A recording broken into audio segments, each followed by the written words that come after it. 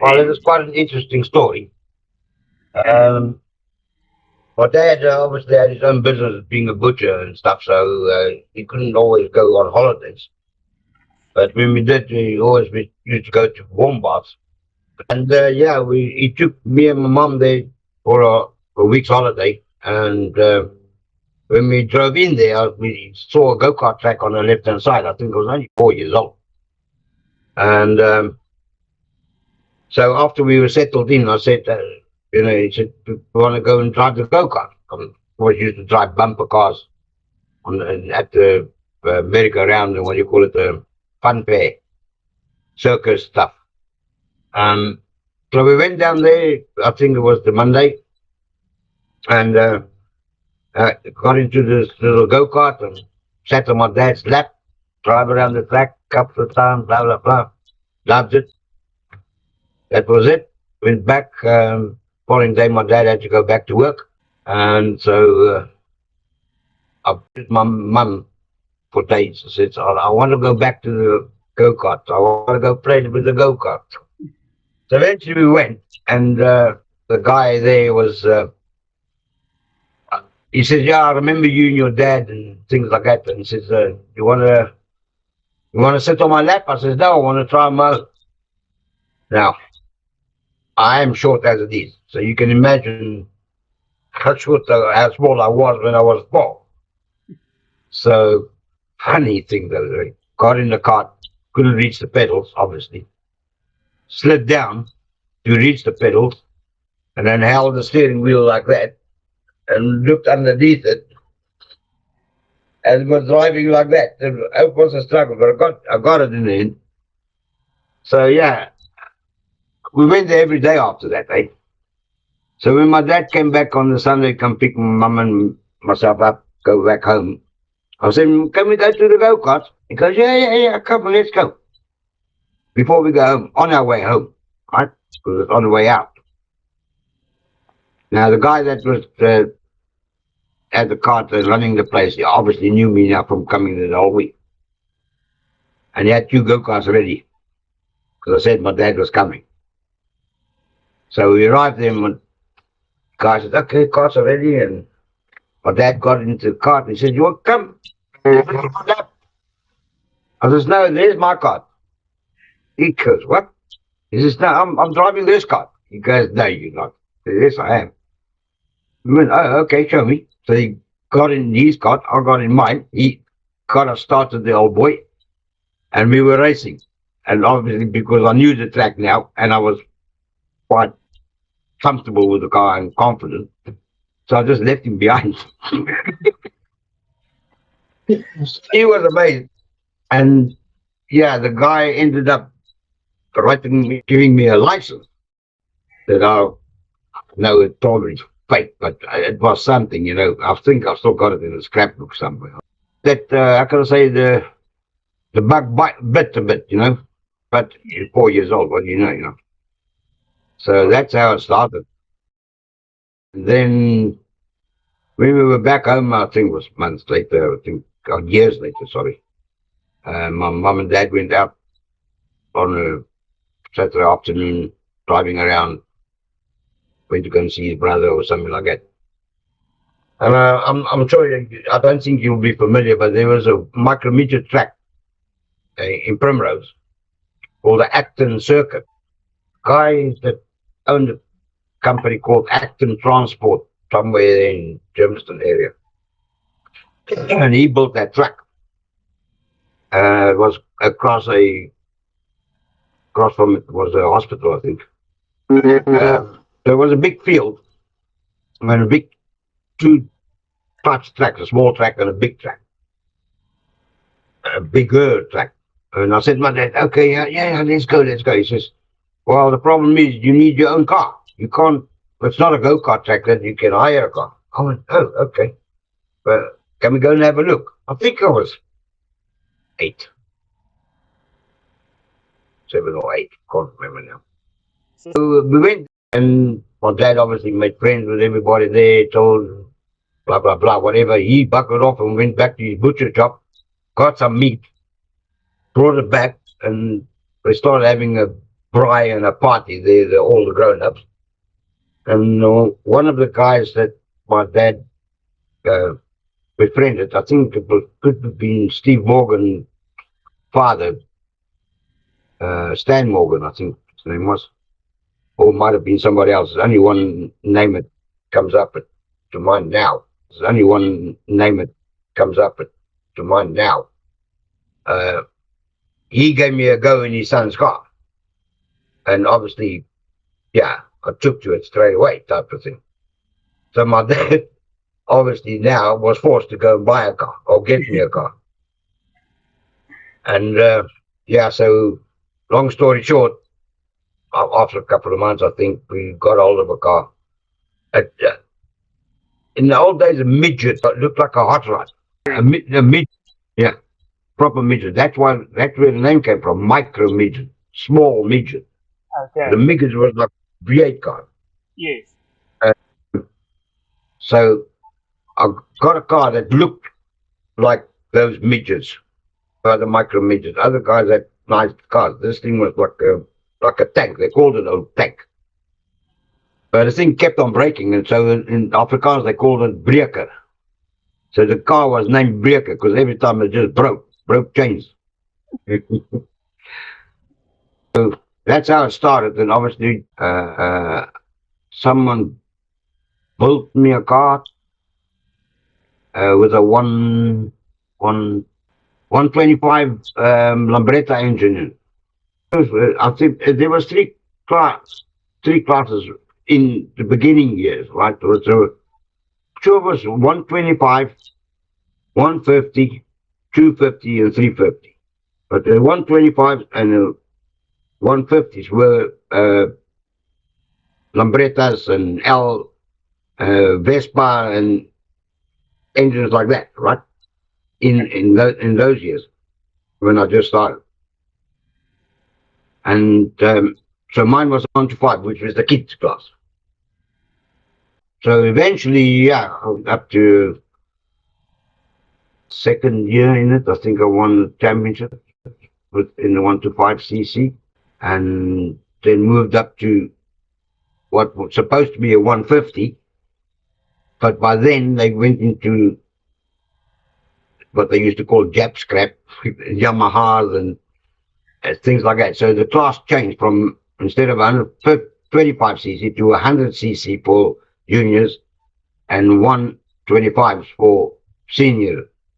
So by the time I went to the second step to 5 Yamaha, and I won the championships in that class as well, eventually, and then moved up to 250s in a bigger class.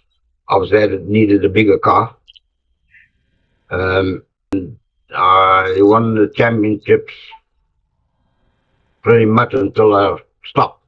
The only championships I did not win was the 350cc, which I tried once. I kept on breaking the chain on the starts because the engine was too powerful. Hindsight, I should have just gone slowly and then drive because the car was very quick with that thing. My cousin's husband, Boet Ackerman, which, by the way, was also racing micro-midgets, he built me an engine because at that time he was into powerboat racing. Can't remember. You lie down in them. I can't remember what they were called. Motorcycle as well, hydroplanes. That's it. He was pretty good at building engines, so he did me an engine for that 350, and mate, that thing was powerful. Could hard keep that thing on the track. Really, it was so strong. So I went for the South African Championship in the 350cc in Senegal, but because I kept on breaking, it just pulled the engine out of its mount twice on the start because I was too aggressive. Hindsight, I should have just gone slowly off the start line because now I know the car was fast enough to win. Yeah. But then, you're a kid of 16 years old. Yeah. So that only championships I did not win was a 350cc. But when I left, I was undefeated. But in micro midgets, I grew up basically knowing Bobby Scott, Desiree Randall, which is now Wilson, Yes. Freddie van Niekerk, who became a motorcycle champion at Kyalami, Judy Witten, vaguely met her and remember her because she wasn't in there very long. Then moved up to Formula V. Kip Ackerman, who eventually, I think he had a Lola Formula 1 car. Yes. But a lot of future champions came from micro midgets. You see the SA1 on it, that means that on that car was South African number 1. My helmet's painted in South African colours. That was a 250cc MX motor. It was a cop.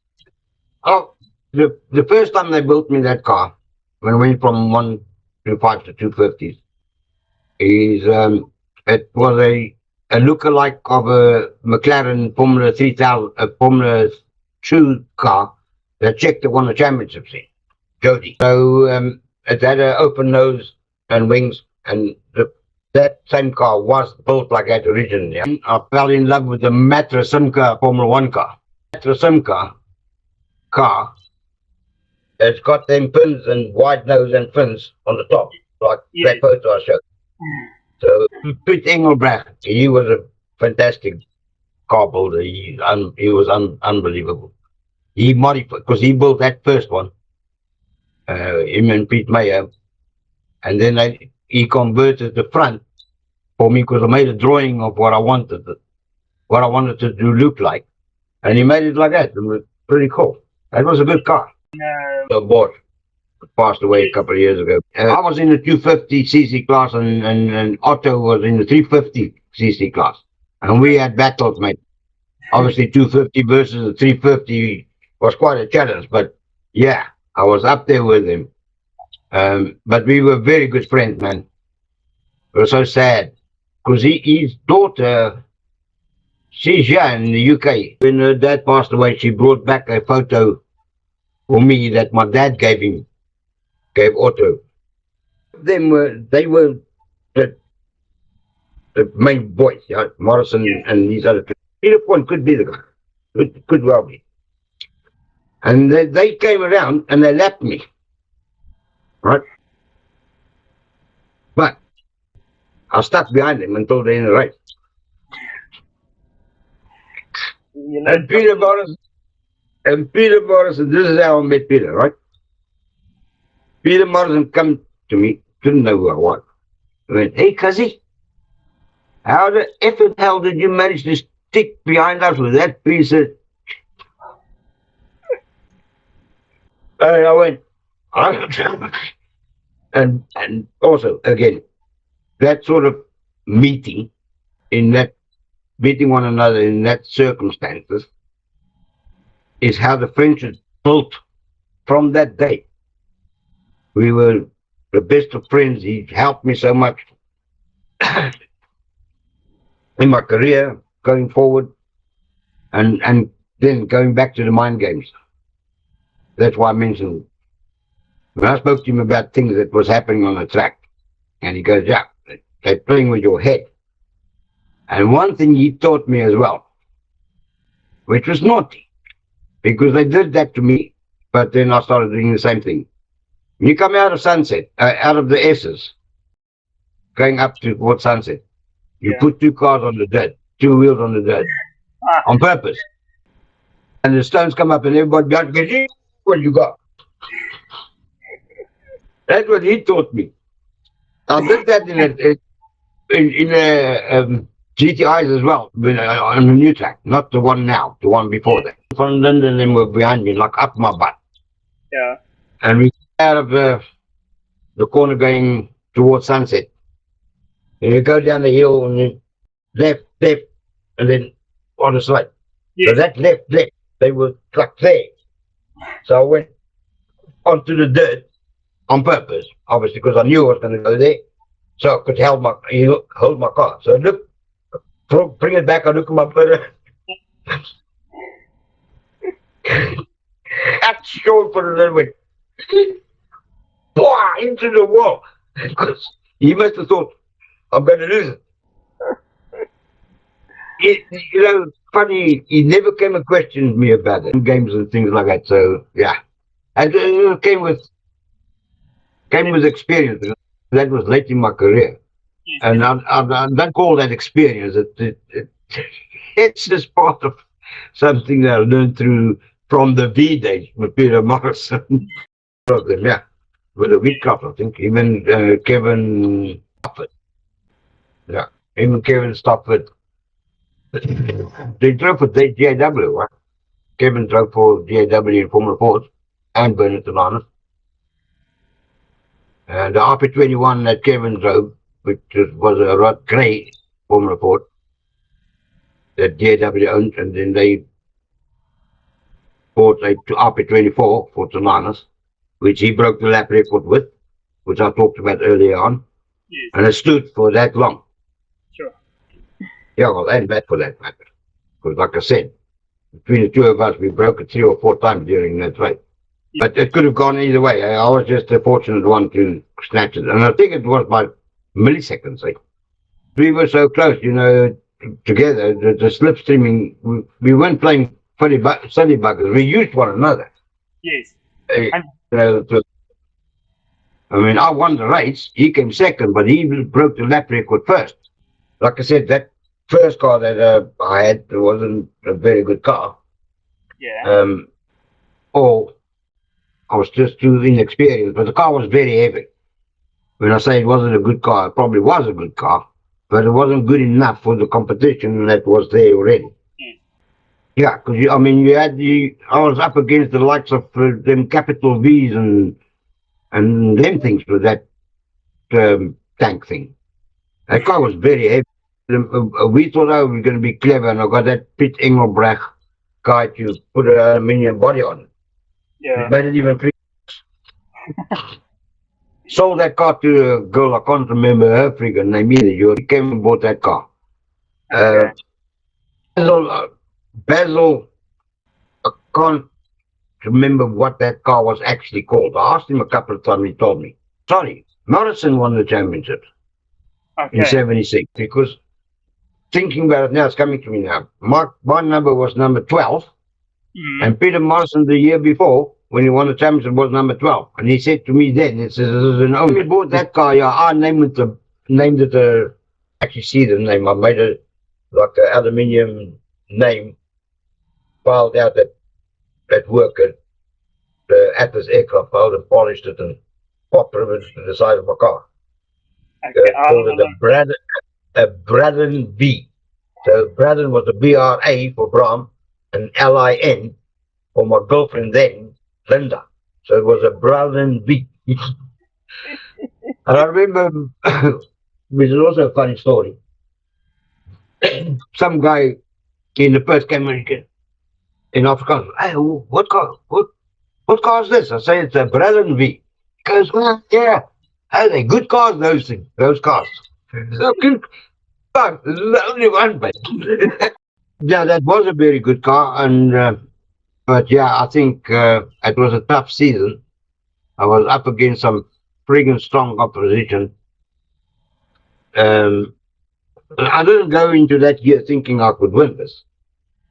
I did know that I was going to do better than I did the previous year, although I only did a half a year in 76 with that other car because I was still doing micrometers in between. So we started off pretty well, and I felt comfortable with that car. The car was quick, it handled well. Um, but you had Uber and Grubler, they called him the terrible twins, Nick. They had two cars identical, quick. And I think mine at the end of it, or close to the end of it, was between me and Uber Lem Grubler. It went down to the last race. And it could have been Maritzburg. That was another surprise and a nice, what's the word, compliment to have, or to know that you were the youngest driver ever to win a South African championship. until they changed the law, and you could start racing at 16. Yes. And then obviously the Van der Linde boys came and shattered it. That got the specialized drillers. That is the same car, right? And that car, the photo I sent you was taken the Friday before the Saturday race the next day, which I had the crash with Trevor Farway. I mean, spun in front of me at sunset. And then Fred fixed the car. Fred fixed the back suspension, which was ripped off. And the front was creased a bit. So he fixed all that. And 2 weeks later, we were ready. But he had to use the, the Pretoria brick bodywork because we didn't have any other bodywork. And I don't think he bothered painting it because we got the cars from Pretoria brick anyway. Pete Buxton, as they used to call him. Buxton's a brick, no? So Wayne Taylor's role went to Bernard, which was the K-Mac car, and George's car was mine, which was the Universal Specialized Drillers car. But then we put George's bodywork on there, but just with my name and number on it, obviously. But you can see in some of the photos that the car's red, but those little brake ducts at the back still the light blue. I think Andrew Thompson had used the right words. I was in a half distance lull, I think was the words he used. Like I wasn't there, or wasn't, because I think I was fourth on the grid. I was second or third going to clubhouse when Trevor bumped me in the inside. Didn't expect him to come through there then that soon. And then pretty much lost touch with him. And then I got Wayne Taylor. Yes. That was in Milan. And Matt Kayser was building the engines. So I knew how quick that thing was, right? And when I saw Wayne, he passed me along, and he passed me and just buggered off. And I went, mate, I've got to wake up here. Something needs to happen. And if you watch that video again, you'll see that coming down the straight, I stayed on the outside of the track. Most of the outside line, not inside and doing this, coming to the barrier or something. I stayed on the outside. And that obviously, when you don't use much track, you get a flow. You don't scrap off any rubber off your tires and stuff like that. So my tires was in a much better condition going into the second part of the race. And I knew that would happen. And the grip was starting to get better than I think the guy that was fighting in the front and trying to pull away. So my plan was to just flow. Yes. Because I wasn't fighting with anyone. But I had to get past Wayne. And Wayne was doing the old Formula 4 thing. Going down the straight like that. And I think the commentator still said, yes, and you can see he's in his slipstream now, Anyway, I got past. And then I was chasing. I think Moni was the next. Then it was Bernard by then pulled off because his engine popped. Tony Martin. And when I passed Tony, I thought, okay, he's going to come back at me because I know what Tony was like. He was quick. And I could see him, he was sticking with me. And he was like nearly hit the wall coming out of Sunset. I saw it in my mirror, I went, wait.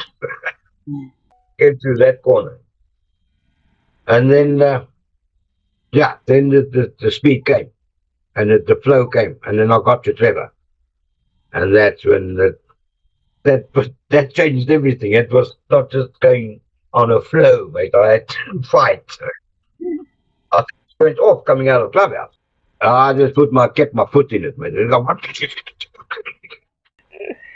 Trevor knew what he was doing, mate. I had to get past him. And I think that before that, I did a similar thing with, I had you watch that thing again. I had to force my way past him as well for the same reason to try and other cars behind you. Yeah, yeah. So I appreciate the fact that Yes. Trevor he had me over there for sure. Right. I think if there was a blue flag scenario at that time and he slowed down so I could take a normal line through there, it could have been a different outcome. But it didn't, so it's history. It was water under the bridge. But it Yes. was still a good race. I mean, that was still, I think, known as the closest finish in Formula Atlantic ever. It was split seconds. Of course, like that. I actually thought I won it. There's two lines on the start line. Right? Okay. One being, but and when I came out of his slipstream because he was dodging and diving, I came out and got next to him and I saw the line, but I didn't see the first line. I saw the second line and I was ahead. That's what I thought I had it. But it was the first line. Atlantic days, let's go back to that. That I got to drive in the 78B with DAW. So it was Trevor, Bernard in Maurus, Yes. and myself in the 78B. For a test, the first test was not in the 78B. It was on a March 702 wing car. Um, I was still obviously racing Fords at the time, but I did do a test with Peter Haddock put me in one of his Atlantic cars one day on a open test day. And that was the first time I got into a big wing slick car. And I was actually quite nervous. And I do remember going to Desiree Randall Wilson, because she was there. And I said to her that Peter offered me to go and test his car, to drive his car. And I'm a bit nervous about this. Anything you can tell me. And she said, yes. What you don't do is hold the steering wheel tight like you do in your Formula Ford. What do Okay. you mean? She says, well, the Formula Ford, you have to, you drive it and you feel, if you drive that like that in a car with slicks, it's going to go all over the shop. It's going to go left, right, again, if you drive too aggressive. She says the first thing you do is just relax, hold the steering lightly, and just steer, not fight the car. Let the car work, because the car will do the job till you're confident enough to drive the car the way you want to. And that was immense advice that I got ever from someone that knew. And I mean, I had a lot of respect for Desiree. I mean, I knew her for a long, long time since she was a kid. And so, yeah, I got in the car, and as it happens, Peter wasn't much taller than me. He could fit me in there quite easily. And then, yeah, quite a few laps. And then eventually I got the hang of it and felt quite comfortable and loved it. He was impressed, he said. Quite a eye opener for me, because, jumping from a Formula Ford into a thing like that, it's like It's a big 100 jump. horsepower versus 500 to 350 horsepower was a bit of a wake-up call. So anyway, from there, Jeff Oberski from DAW, I met him in Cape Town when I was racing the bees, and um, asked him for a sponsorship, and we met in a pub, believe it or not. Him, Peter Morrison, and Peter Stockford. I walked in there, and yeah, okay. And you can imagine them three together. I thought, yeah, okay, this is a different life. So one thing, this is very, very strange, or very comical, I should say. I asked him what DAW stands for. And he says, drinking woman. Oh, And I believed that, eh?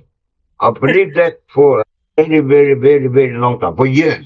And as it turned out, do you know what DAW stands for? Yeah, Dorothea and Wabersky. That's what it's like. Not drink and work. How big was it? Proper professional set outfit. No, not then. No, they were still racing Formula Ford. Okay. They All were, right. they were, they were, with Stofford and Peter Morrison were racing Formula Ford. All right. Peter was in RP24, and um, Stofford was in the 21, or vice racing beast. And yeah, I asked him for sponsor. He says, "I'll tell you what, if you win tomorrow, I'll buy you tires." I went, "Ah, cool." I didn't win. Get tires. That's how I met Jeff. So Jeff obviously knew and about me and pretty much kept the eye on me. So Ford's I had the RP21, and he started to sponsor me because at one stage, somewhere there's got to be photos and footage of it. The car was yellow. Bought that RP21 from John Money. He bought a Van Diemen, sold his RP21, went to his house, put my engine in the car with him. So Jeff knew we were not like friendly then, you know.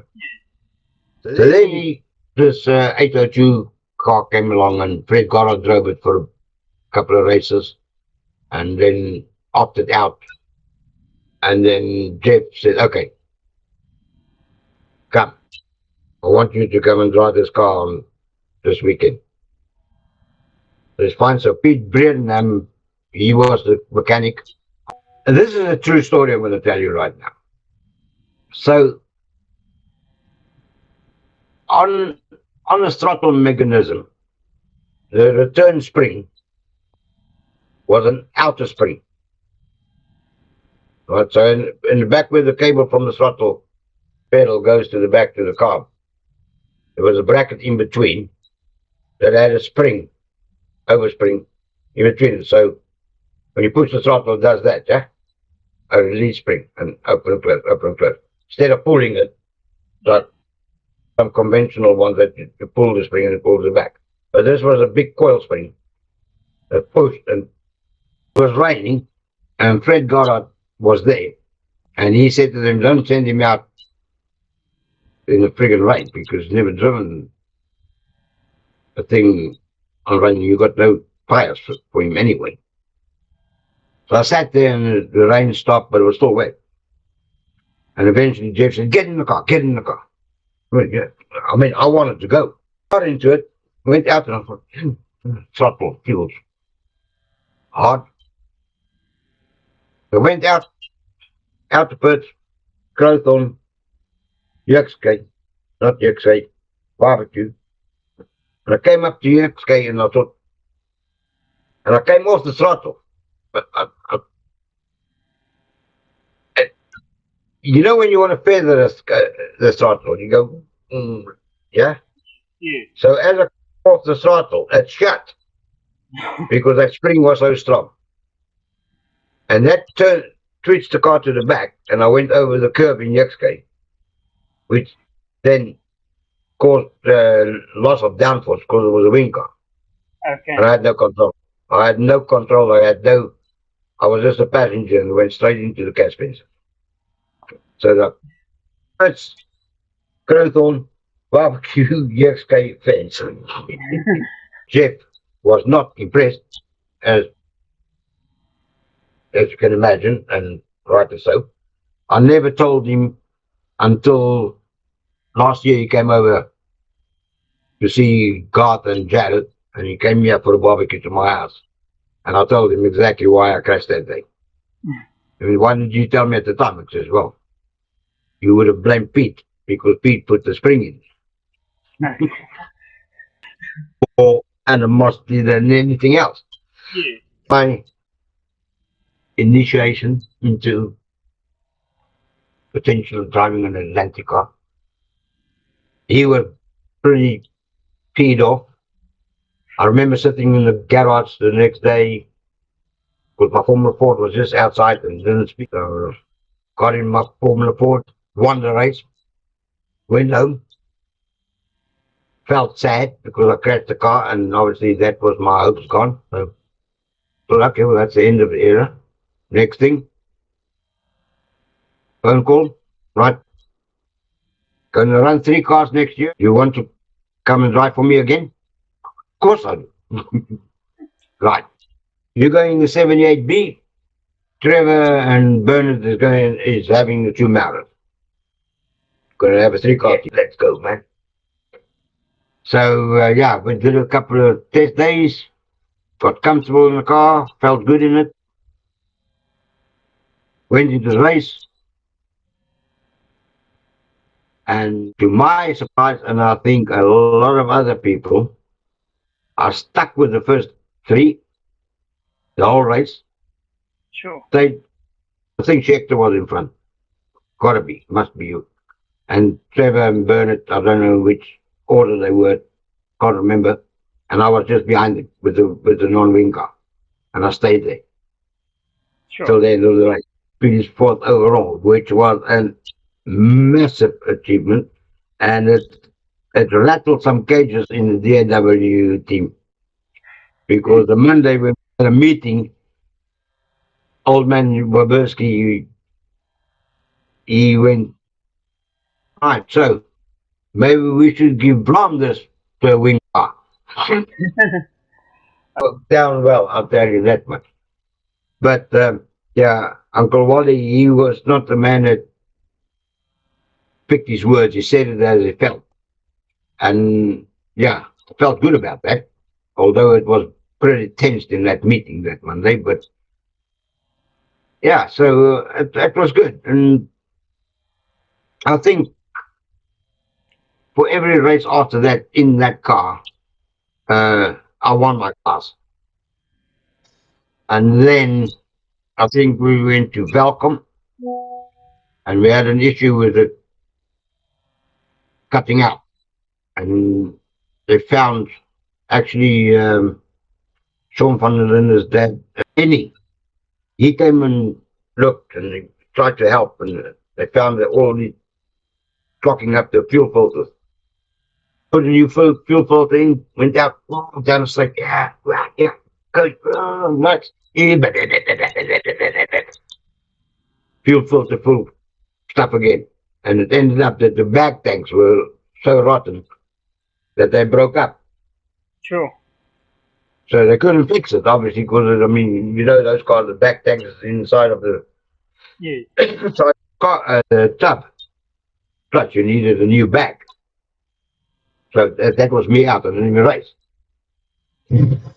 And Bernard also didn't have a good race that day.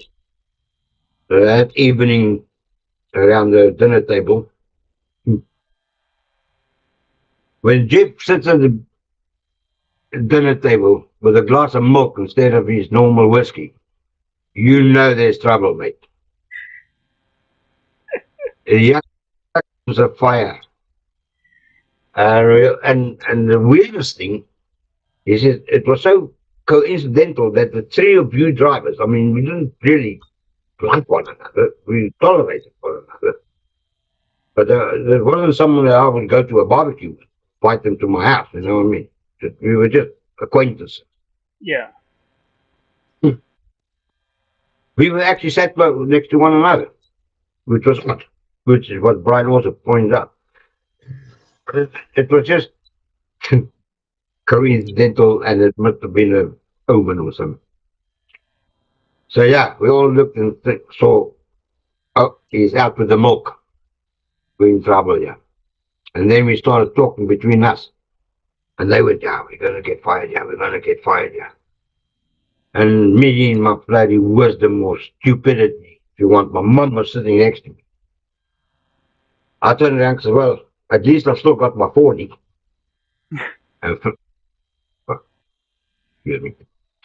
And Jeff heard it. He says, okay, Brom, seeing that we're on that subject, you are all fired. Oh, well, oh my God, what now? So a table went quiet, as you can understand. And I just wanted to start crying because I mean I didn't even freaking race. Why am I Yeah. getting fired? But because I think I opened my mouth, which opened the door for him to start talking. And my mum, I was sitting down like, I'm going to my room. My mum, stop, hey, stop being a bloody baby. Now, obviously. So he sat there and he says, yeah, it was a bad weekend. Blah, blah, blah. I'm out of it. Finished. You're fired. But you can have your dinner if you want. I'm going to bed. And he buggered off. So all three of us lost our drive that night. Hmm. So that was it. I thought, okay, got over it. Took a while though because I was sad. I was really sad about it. And but okay, I thought, okay, I still got my Ford. I will keep on racing when I want. If I feel like I want to go drive, I go drive my Ford. Yeah. Anyway, so I was still at this aircraft time. I was obviously qualified by then. And I got a phone call. It was Bernard Tolaris. He said, "Hey, Fathers, what do you want?" He says, "Um, I'm here with Fred Goddard, and we're wondering if you would like to join us and drive the 76B Mark. Okay, can you come and see us after work?" For sure, mate. So obviously went there straight after work, chatted to them. It was the petrol market. Yeah. So I ended up going there. Um, went to Kalami for the first time with that car, with Michelin tires. And he had another one for the record. Broke the lap record for the Don Wing car. Still stands also. Because Kalami don't exist like the Formula Ford one. Um, yeah, I think it was the quickest time around there for non wing cars ever. True. Even when Schechter and them were non wing cars and things like that. I think it was a 19.1 I did or 18.7. I can't remember. That was fast. But obviously, we won a lot of races that year. Apart from, we went to Cape Town and it started to rain. And I thought, oh, I was not good in the rain. I think it's because my aggressive driving style, you need to be, you need to learn these things. And it never rained in South Africa, so I never learned to drive in the friggin' wet. Yes. Well, I wasn't scared. I was never scared. So I said to Fred, okay, well, you got rain tires for this thing. Yeah, yeah, yeah. It's in the truck. Got them, put them on, blah, blah, blah, pump them up. Push the car, and so it's all wet. The tires are wet on the side walls. And I went out and drove. Oh, the car don't friggin' work, man. There's no grip in this thing. Might as well drive on slick. Came in the pits, and I looked at the sidewalls, and these bubbles were coming out on the side. Those tires were so old, mate. They were they were perished. So the tires were going flat as I was going around the track, and it was pumping air out of the sidewall. I said to him, Fred, I can't drive this car with these tires. You're having a laugh. He says, well, what's wrong with that? I says, look, the air coming out of the side. He says, it's black and it's round. I came nowhere because I mean the tires wasn't good enough. I couldn't see. My helmet visor was not suitable. I came in the pits, borrowed a Glenda man's helmet, put that on my head, went out again. Her helmet was worse than mine. Couldn't see, when eventually I came in the pits and said, I can't drive this thing in this way. And that's probably what cost us the championship. Because Peter, he won a championship that year, on wing car championship. by a margin because I missed quite a few races being fired by DAW and then going to Fred. Fair play to Peter because he was there and he won when he had to. And he was a deserved champion. Yes. Right. I mean, Peter and I were very, very, very good friends as well. He was, yeah. That was 83, right? That I just spoke about. Yeah. 84, Silver Fred got out. We went into the rolls. And yeah, that was a very good year. I think I finished fourth in the championship. So, and that could have been a third in the championship if we didn't have that crash and also two DNFs, one at Belcom and the last one at Kalami.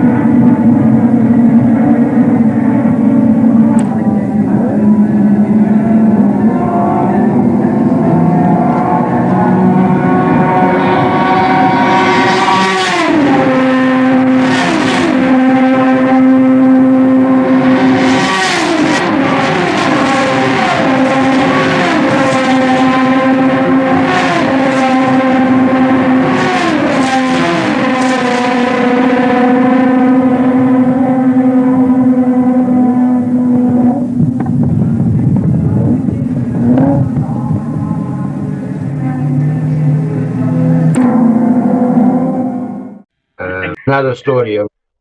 There's another race that could have and should have won as well. I believe.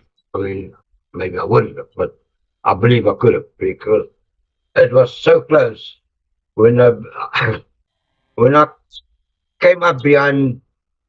Schechter was leading from the start. Bernard, me, Trevor, and when we got to Clubhouse, Trevor got through. And then I passed Trevor. Bernard took the lead. And Trevor's back with DAW. Yeah. He was back at the AW. I caught up to Schechter, and we came down out of Clubhouse, out of Sunset, and he was in front of me, and I got behind him, and I tapped off. In my head, I was going, this is Ian Schechter.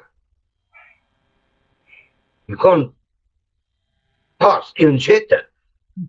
So I stayed behind him. Another lap round. But in the meantime, now Bernard pulling away.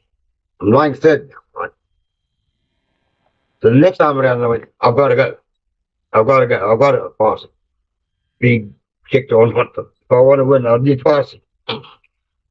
Got past him. Came down to Crowthorne. He came into my inside. I went around him. So, and then I was chasing after Bernard, and I was catching him big time. I couldn't even, I left Schechter and then behind. That's how good our cars were, both Bernard and mine at that particular day. The cars were good.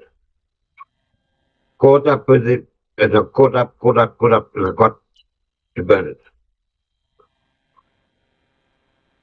And the next lap, I'm going to pass him in the end of the straight.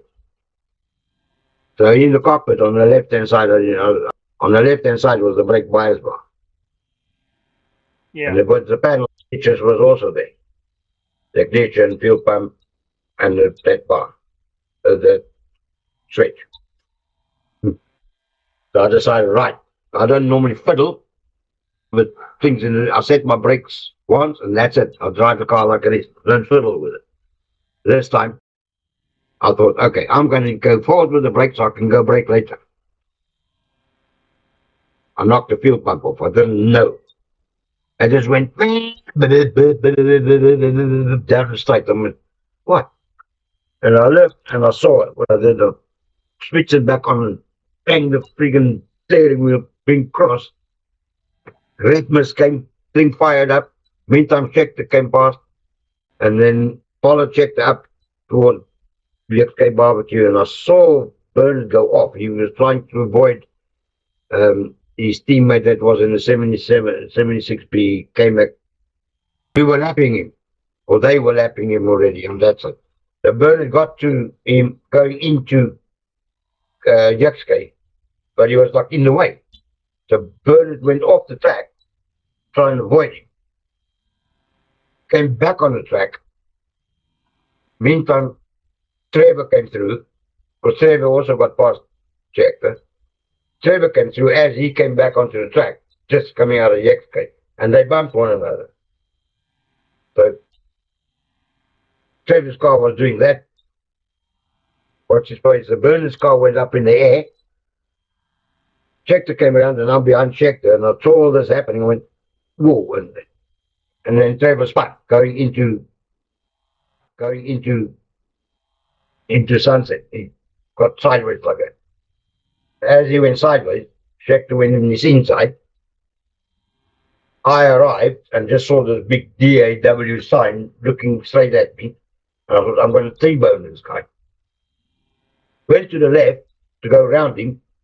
And as I went around him, he just moved back slightly like that. And I took him on my back wheel. And that was full tilt, eh? It was not, I wasn't even on a brake yet. And that was it, straight off into the gas fence. And, you know, and why I say I could have won that race, or should have won it, if I didn't poke that pump off. And those two who had a argy-bargy, Yeah. I would have got through for you. How big was it? DAW Pro Team. At this point, they're big and pro. You had Dunstan. and you had Mal with their stuff. Wreck rides. How big were the team? Well, to put it bluntly, bigger than us. There you go. There you go. Absolute.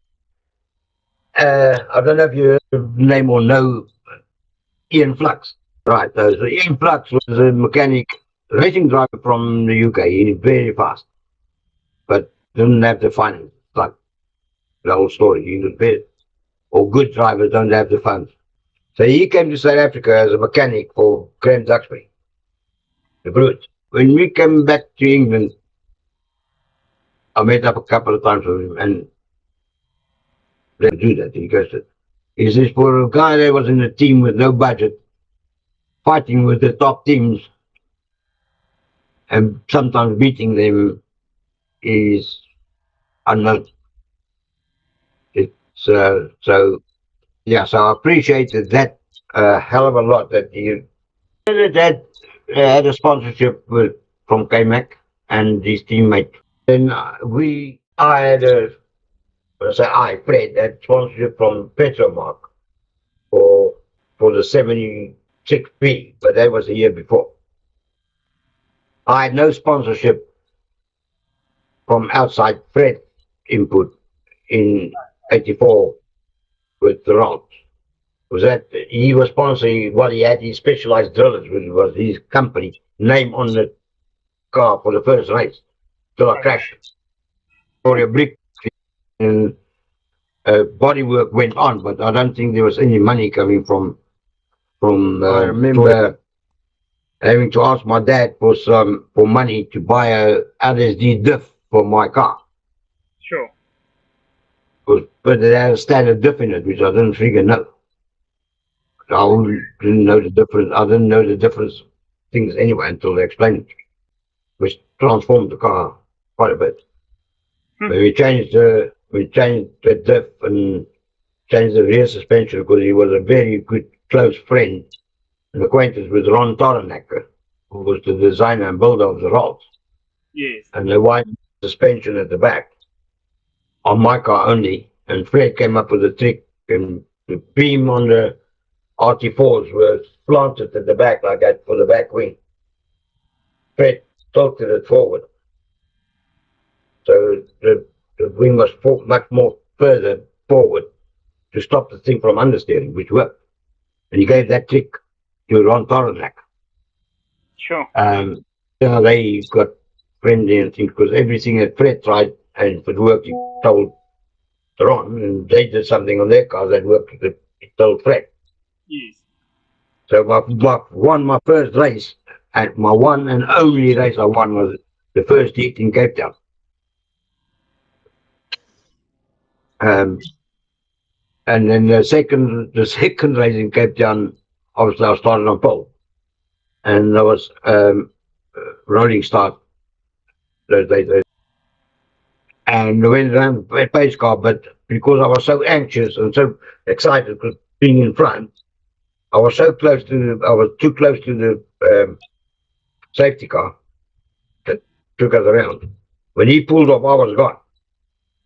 And when I came around, with everybody behind me, they flagged it because it was a false start because I was too close to the car. And it was the first time that I started the race with new tires because the person who won got the new tires. And I beat Solanus for the first time. And he said Sure. he apparently he told Fred, Braam will never beat him. So when I beat him that day, Fred went to him and says, I thought you said Braam will never beat him. He goes, well, obviously that suspension modification in the back worked. I think I lost the bubble then because of the adrenaline going and then gone. And I spun going into BP, I think they call the corner at the back there. Still managed to get back, but I think I finished fourth in the end. So that was my one and only one, but that was also, the car was good. And then Fred came up with another trick because the car had a heavy understeering problem. That's called Buddhas. Because they weren't designed to have a light Mazda engine in. Yeah. So Fred came up with this plan and he made an adapter. He moved the engine forward to the back, closer to the bulkhead at the back, Yeah. uh, 6 inches. Yes. So he made a frame bracket, like a double adapter, if you like. Gearbox obviously stayed where it was, but the engine moved forward. Maybe I think he might have taken it off because what's his name, Pete Foucher wanted his cars back. After Okay. that year, he got it off. So it was 6 inches longer engine forward, right? So I obviously had to make a longer input shaft for the clutch. We went to Welcome for the first time with that. Yeah. And I'll tell you what, the car was good.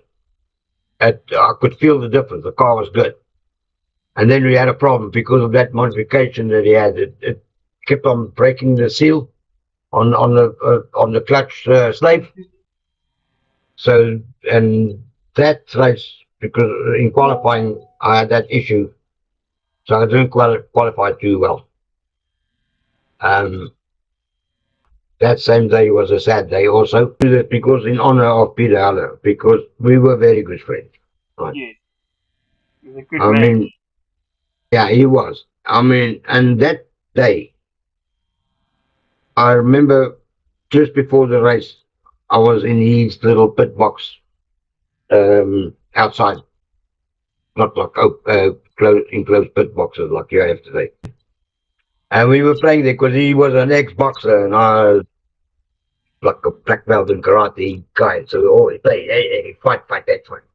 Yeah. So we were having a go before the race. And then Fred got us shout, hey, I mean, hey, okay, hey, Pete, see you after the race. Cheers, bye. Yeah. Because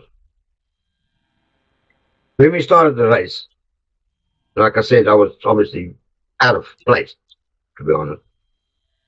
We started the race, went through the airs, pit and around the sweep, going down the straight, or starting to go down the straight. And obviously, a lot of cars in front of me, and so we're dodging and looking what's going on. And the next minute, I saw this Rackride car go to the left, to the right. Lucky, lost it coming out of the sweep. Went to the right, went onto the dirt, went like rallying down the road, and then came back into the track.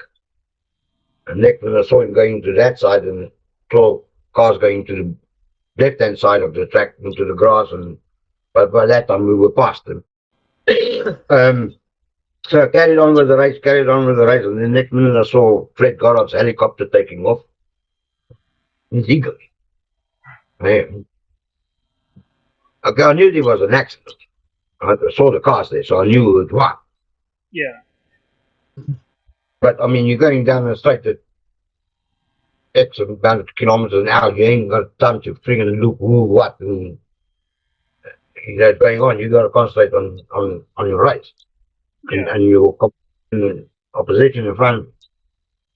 So continue with that, and then the clutch, that same problem happened. Clutch, slave went, and had no clutch. Drove back into the pits, got out, and Fred Goddard was there. Came back, got out of the car and goes, right, the sad thing happened is, saw the accident. I said, yes, it happened in front of me. I know exactly what happened. Said, I saw your helicopter. He said, yeah, it's Peter Haller, flew him to the hospital, and he passed away. Sure. And I deflated. I felt so deflated. You know, I was lost for words. Thinking about just 20 minutes ago, said to him, I'll see you after the race. We're going to go for beer or whatever. And I was gone. So went back to the hotel after loading up and all that stuff. I mean, all somber moods. And I sat in the hotel with Fred, and I think Matt was there as well. I can't remember if he was or wasn't. I remember just sitting there and talking to somebody, and I thought, I don't want to do this anymore. You know, I just lost adamant that I was going to retire. So I was not going to do this anymore. Um, and that's how I felt that day, and that's how I felt when I went home. And I felt like that for about a week. And fortunately, you know, my dad and my mum, they understood how I felt. And we had a long chat. And they said, you know, you think Peter would want you to do this? He knew what sort of talent I had. He knew there were good things in the future, perhaps for me. Do you think you want to stop now? And that, yeah, that changed my mind. And I thought, well, I just have to come back, continue and do what I do as best as I can in his honor. Yeah, there were. I mean, obviously, Blackcloud Shelving was a big company, and there was a lot of money in there. Mel wouldn't, if he didn't have money behind him, he wouldn't have been able to copy them rolls and call them lands. And I can't remember the guy that actually built those tubs. And I think he was an ex-UK car builder anyway. But I can't remember his name. I don't take much notice of things in my days. I just try to stick with my own. Fair enough. But I mean, I went to Mel's place a couple of times. I think with Matt, and because I obviously was looking for a driver at the time. That was after the DAW thing before uh, got back with Fred. Yes. I went to the Brute Grand Prix in East London, and Valon invited me to come down. So I tested the car on a Friday. I think it was Friday. And somehow nothing came of it. I can't remember exactly how the car felt or not, because I mean, I could drive anything fast as long as it doesn't fall apart. Nothing came out of the rack, I think, for me. But big, I mean, Wayne Taylor, he went back to them and drove for them. Trevor drove for them before he was hoping, well, I was going to go with Jeff Wabursky in the Maurers in his team in '97. He approached me and says, "Right, I want you back." I said, "Okay, cool. I want to be back." So he says, "Right, next year it will be you and Trevor um, in the two Maurers." Nice. Cool. So it was all pumped up for that. Then they had a meeting, a general meeting, and someone said, I think it was Duxbury, said the wrong thing to Jeff. They wanted to put bodywork on the Atlantic cars. It was some championship called something. Jeff said, "I'm not putting any mudguards on my cars. I'm out of it." I went, God, God, again, here we go. Like I said before, Fred and Ron Toronak was pretty good friends and close friends backwards and forward. Yeah. So Fred must have obviously spoken about me to Ron. And so Fred came to my house one day and he said, no, I actually went to his workshop or something. And he said, "Hey, Brahmi," because that's what he called me, Brahmi. "Hey, Brahmi, you want to come with me to England?" I went, "No, I don't want to go there." He says, "Well, Ron Toronak." "He is?" I said, "Yes. He's the guy that builds rock." Because exactly. So obviously by then they had the new Casio cars that were that the full rod suspension, and I think they had the Honda engines. He said, "Yeah, Ron Toronak." I spoke to him, and he said, "Over, and if you're as good as I told him you were, you've got a seat to drive F2." I went, "Wow, that's cool." He said, "Yeah, well, are we going?" I went, "Well, man, I can't really. I just bought a house, got a girlfriend." Yeah, so I missed that boat as well. So that was a what if moment. And well, I won't say I helped develop it, but I was obviously a big part of it because Matt Kaiser, a legend of his own making, I tell you, he was way ahead of his time. Yeah. And we were very, very good friends. Yes, we had our ups and downs and arguments and disagreements, as you can imagine. I mean, he was such a clever, clever boy. I mean, he designed that car, and the Mark One, we was pretty much a copy of the Mara Okay. Atlantic car. If you look carefully at that car, you will see the resemblance because some of the bodywork was a cut down version of the Matador of the Maurus because they had that push and pull rod suspension. That's it. Sure. And mate, that car. I mean, we started in the second half of the, or just before the second half of the season in 86, 1986. Yes. After the Atlantic thing went dead, JW decided we're going to go Formula Ford, make cars and try and make money instead of spending money, which made sense. So obviously that first car, the I think I sent you a photo yesterday with the one that without a nose. So that car was made for me. Sure. It was, yeah. because it was made so I could fit in the car properly. The fact they had to lift my butt up because when they made me a seat, I sat on it. Remember, I don't know if you do remember, they had an old telephone book. They were thick.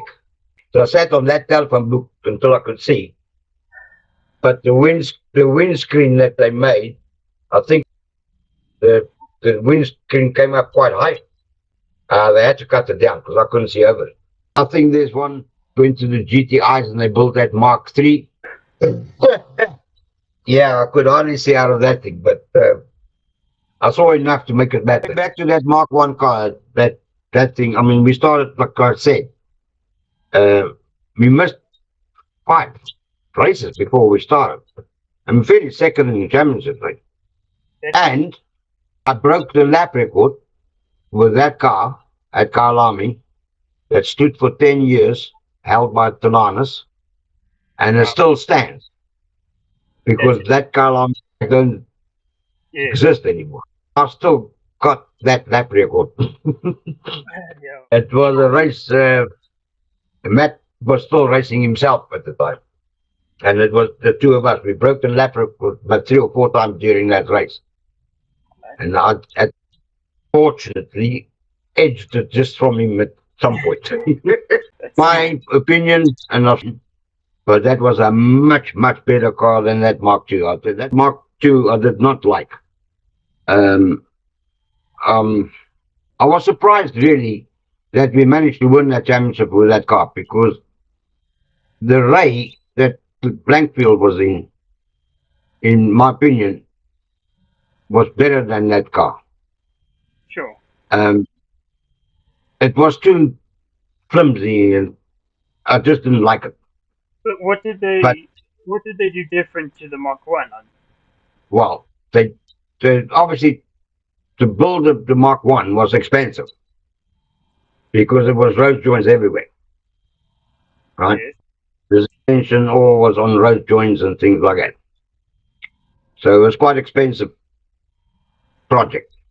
Where the Mark II, they went away from that. That went to a cantilever suspension, like from that old Rolt engine cars in the front, and normal standard type suspension in the back. No pull rod, no push rod. Okay. Bushes instead of what do you call it, road joints. Obviously there was road joints in places, but it was no, it was a step backwards, but it was an affordable customer car built, if that makes sense. Okay. That's why they went that way. So the people, so it cost less to build, and it made sense, and that's why they went that way. That obviously became the next or the first GTI car. Okay, things that are so can't remember the old man's name. I think it stands to my right. If you look at the picture, him and Jeff started the GTI series. It was their baby, and that was to essentially fill in where the Atlantics in Formula 2 had left a hole. Yeah, exactly. But the thing is I didn't do that first year GTI because I tested the car and then what is that? Went to a Formula Ford race in the beginning of the season with that Mark II the year after I won the championship, which was 87. And it was 88 then, I think, we started this. It has to be. I went to Malcolm with a modified car, pretty much how the GTI was going to look, but with a Formula Ford engine. Okay. And I didn't do too well. So there was a bit of a argy-bargy, and so I retired for the year. I didn't race that year at all. With my friend's band went touring. Because when I was an apprentice at Atlas Aircraft, one of my apprentice buddies used to go to hot rods because Matt used to race hot rods with Yes. Johan Coetzee. Matt and Johan Coetzee were the top boys in hot rods at the time. They were always rivals.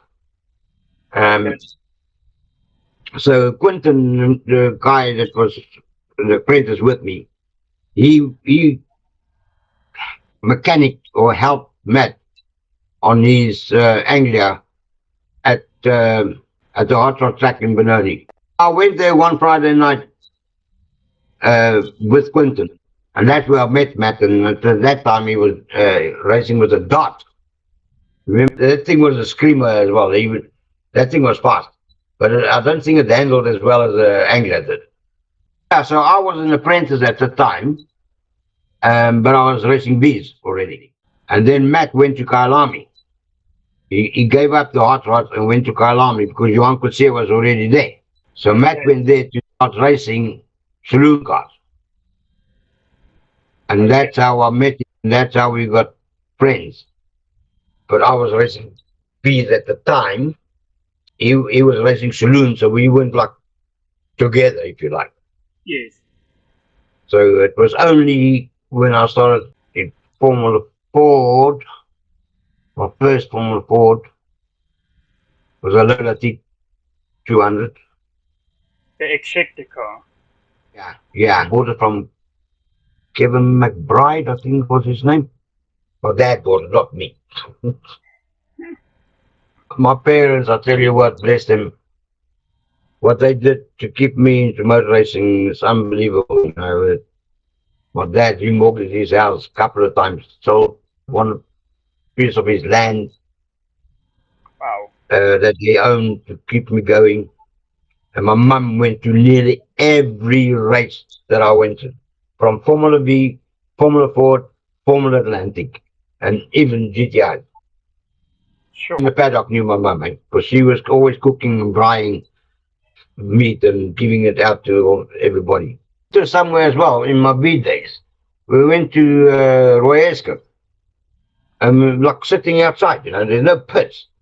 Yes. And I had a trailer, a covered trailer that I bought from Kip Ackerman, which used to be Formula 5000 trailer. And his truck was like a Wagoneer, transport truck. And you Yes. can see I was sitting there doing the brakes. My mum is sitting on the deck chair knitting. I'm doing the brakes on my V. No shirt on, and everybody around us is doing something on their cars. It was amazing. It was a big family thing. To ask me about Matt as a person, Yeah. What's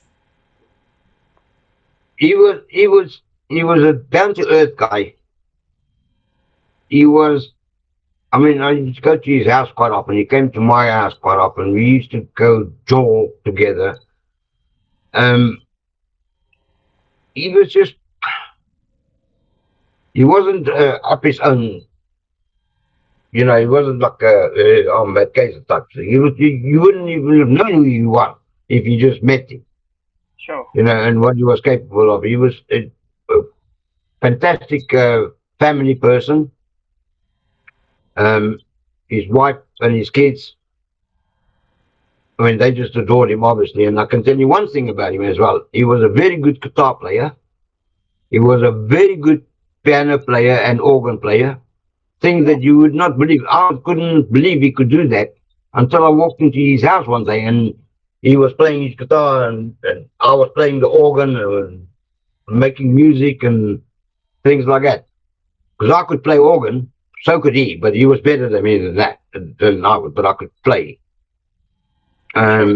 And then he played the electric guitar. No, he was a talented man, very talented man in many ways. And Yes. Matt was just such a clever dude, you know, He. unbelievable. Well, this is it. And that car was, I vaguely remember it. I can't remember who the guy was that drove it. But I remember looking at it, and it was, what the hell did you design here, mate? It was unbelievable, really. Yes. It It was was beautiful. it was astonishing. It was a beautiful car. It was the suspension, the layout. It was incredible. It really was. But I think I don't know.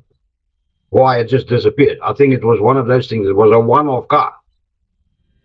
It must have been very expensive to design it like, Yes. because Yes. I think he was involved with Rory, Nopka, Rory Racing. Because that it was Rory Racing, and then with Rays, in cahoots with Bert Ray, which I've met and I knew him very well too. Then designed his own car, but he never raced. I think he tested it, but I don't think he raced it. It was somebody else that raced it. I can't remember what the guy's name was. It wasn't successful, I don't think. It's not the word. I can't really remember because I was already in Atlantic at the time, I think.